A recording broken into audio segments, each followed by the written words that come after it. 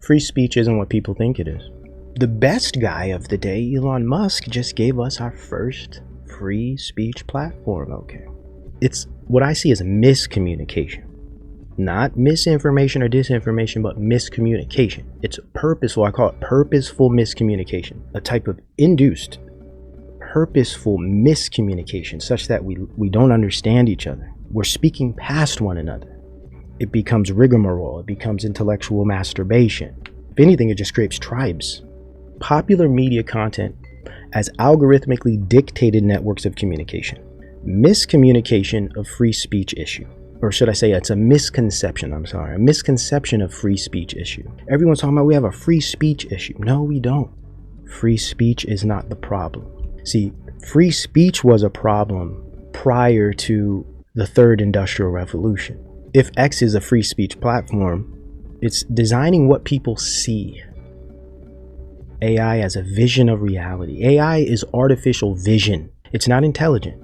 It's artificial vision, a way of seeing the world. AI presents data organized such that it presents a vision, a worldview of the world through information to see deeper into things through data. When what people see is controlled, what people say matters little with regard to censorship.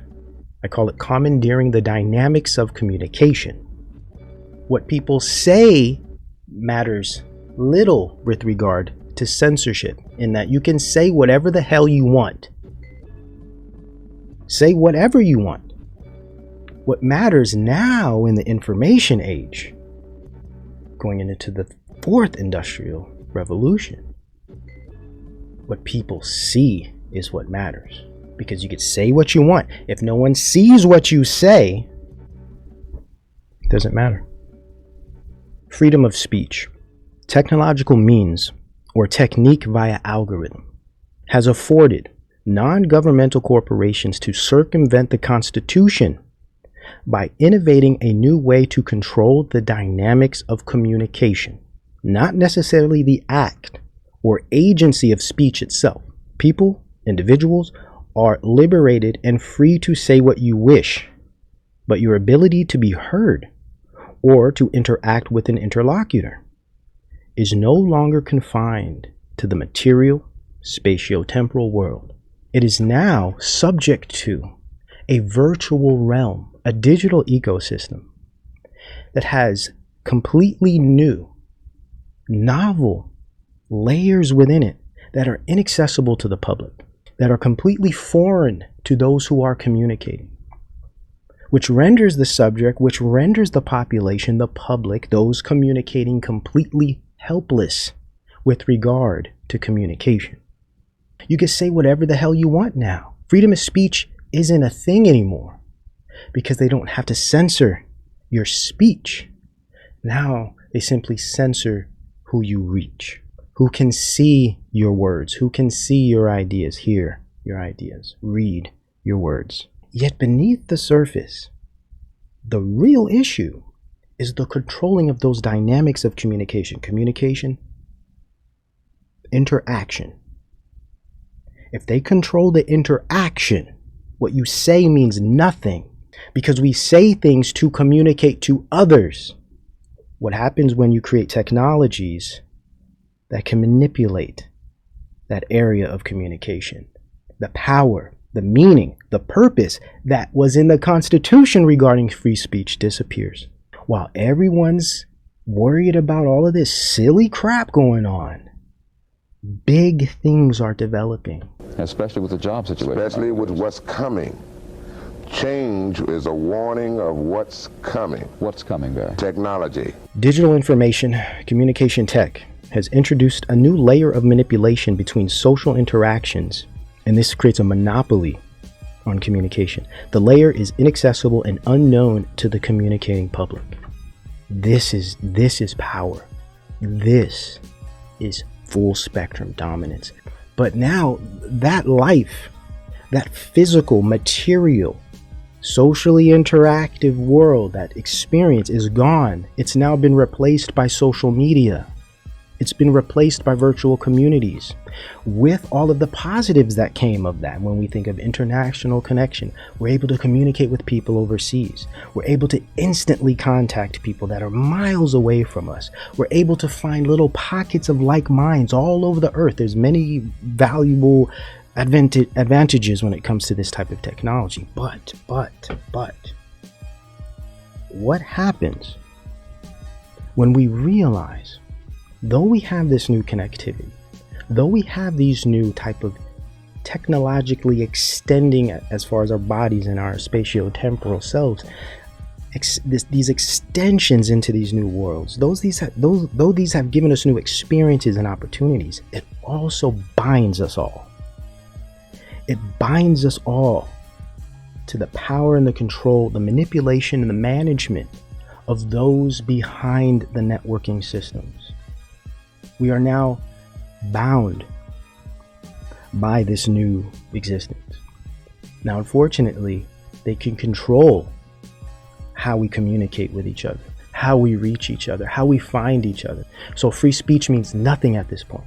This is why they're promoting it so much. This is why they're using it to make Musk seem like some hero. People are so distracted by, oh, we get free speech, yet they're not paying any attention to the fact that we're all algorithmically controlled with regard to communication. All of us, we're all subject to it. That's the problem. Who allowed for us to be controlled by algorithms? Who agreed to this? Wasn't there a time when algorithms didn't control things as such?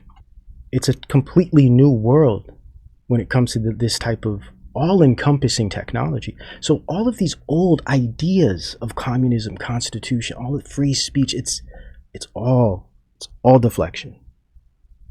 If people were saying no, it's not about free speech.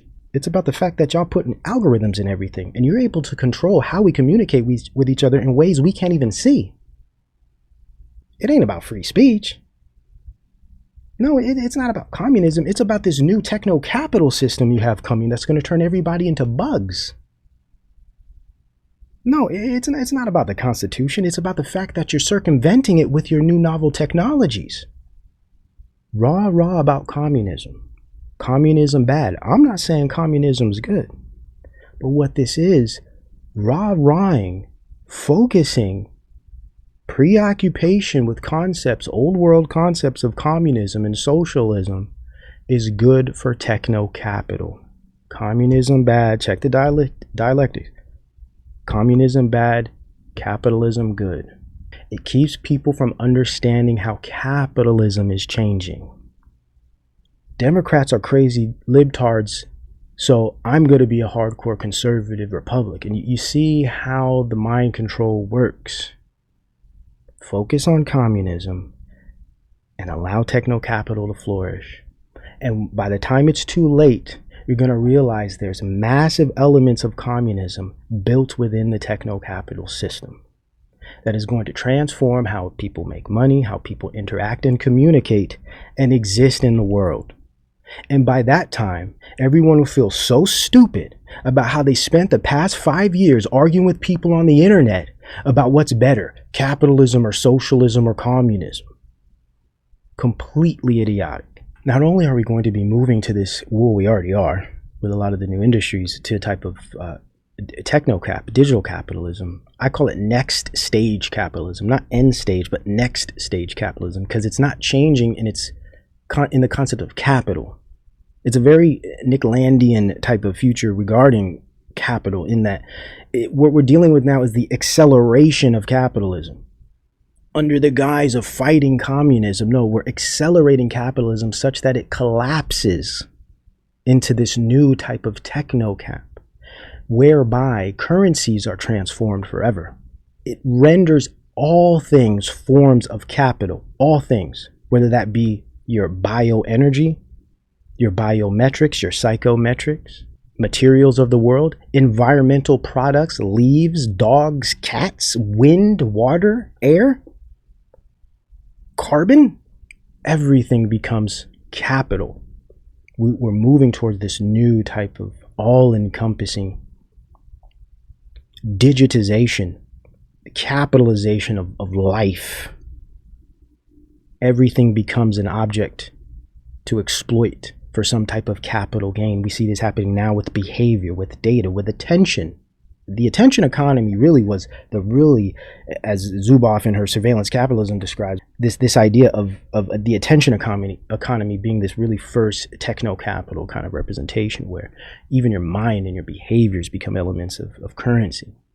This is why I get a little bit perturbed by a lot of the nonsense influencer mainstream kind of alt medias, because it's distracting people from what's actually going on. Tokenization, there we go. Yep, programmable currency, tokenization. This is what I'm getting at. Web3, right?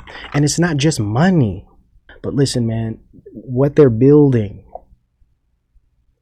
people can't even fathom.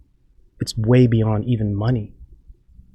And X as this haven for free speech, actually it's a behavioral data mining operation that uses the resistance to standardize algorithmic capture and politically based algorithmic throttling of reach. Alleged free speech, Twitter, Musk. Actually, it's a behavioral data mining operation that uses the resistance to standardize algorithmic capture, normalizing algorithms into our everyday online communication. We can't even communicate with each other without being manipulated, influenced, managed, controlled in some capacity by an algorithm. You post something on the internet, it's only going to reach certain people based on what the algorithm thinks, how the algorithm values what you're saying. This arbitrary value system, power in politics, that's built into the algorithm, creates your value for you. Your words have no value in the real world. They only have value insofar as the algorithm sees it valuable. Does anybody realize this is how we're communicating now on these platforms? This is the problem. This is the problem. Not am I going to be allowed to say certain things, but how in the hell are you guys able to control who we even reach? And again, I know it's private companies. We're using their networks. We're using their infrastructure. I know. I shouldn't even be complaining. I know that whole thing. I get it.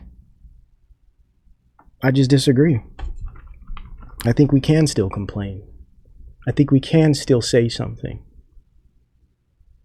To standardize algorithmic capture and politically based algorithmic throttling of reach. In other words, Musk and Twitter is a Trojan horse sneaking in the algo model. The algorithmic model for communication online, amongst other things, is a key problem. Do you see how they just usher this stuff in whilst pointing us to another problem as a red herring? No, it's not the fact that we're using algorithms to control who you even can speak to. It's the fact that there's free speech and we should be concerned with what you can say and what you can't say. None of that matters when the actual communication dynamics are controlled. Do you see the clever nature of that? It makes them seem heroic. It makes them seem like they're doing something for us. See, we're giving you free speech, man. We're allowing you to say what you want to say. Speak your truth. Yet you control the reach. And you design algorithms that throttle and limit people's ability to reach. Yes, sir. I'm cooking something. I'm cooking. Okay. Put it back over there too. Out of my way. Now what I'm gonna do is salt and pepper this too. See that? Got them going.